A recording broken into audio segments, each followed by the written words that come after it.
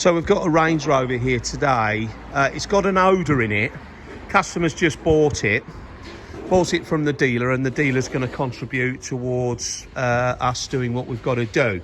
So it's not obvious. You can't smell it, I'm afraid, on the film, but we can. It smells a bit smoky in the front, only when he's parked it for a while, and then he comes back to it. They've given it a valet at their dealership. In the back it smells a little bit doggy, and I think it's obvious there that there's a little bit of evidence of the dog hairs there in the carpet. So we're going to go for an overkill option that we do around about mid-range in our sliding services, and see what that does. He's going to then take it away. He's not from too far away, so he'll be able to bring it back if that solution isn't enough. Then he can go further up the ladder and pick something a little bit more comprehensive. We do an upgrade option, so you don't have to go straight for the top one. You can go for something halfway or a little bit lower down the scale, and then all you do is pay for the balance for the next option should you need to take it. Those people who are a little bit of a distance away may want to take something further up the option list in order to avoid having to come back, but you know, obviously that will be a little bit more money.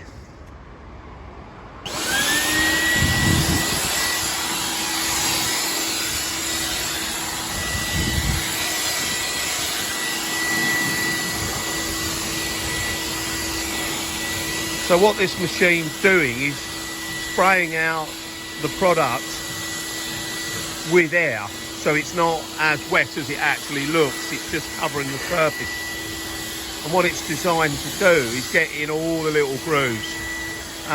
We've covered up all the electric parts, and so you can see up the front there at the dash. So you have to do them gently by hand, but these wide areas of carpet, it forces its way right into the fabric.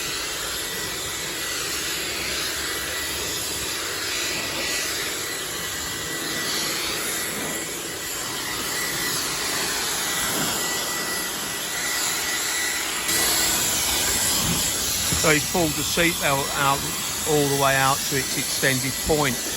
You don't really know the history of the car, so you know sometimes you can't be pointed directly at the very spot that a problem may have occurred. We really don't know. Maybe there might have been a child in the back with a child seat who's you know, had a spillage, shall we say, or you know, obviously we know the dog part and we know the smoke part, but it's not until you do all these parts that you can actually tell whether you fix the problem or whether there is an underlying source. And what I mean by that is that there is a spillage, but until you sort out the overall problem, shall we say, then you're not going to know about anything that may be underlying. It's not always the case. Sometimes people do bring the cars in and say, look, this is what's happened. Somebody smoked, I've had the car from you, you know, I've given up smoking, or, you know, there's lots of other reasons why people get odour in cars. And sometimes they are the people that have had the problem, so they might have been taking something from the party to the food or something, you know, and, you know, someone said, take that cottage pie home with you, or and then it's spilt somewhere and it's created this awful smell.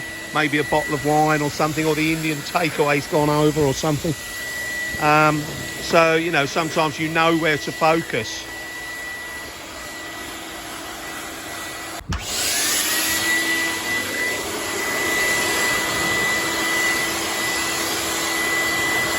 Right, so we're doing this a second time on this particular option. This customer's picked this service where we do the whole thing twice.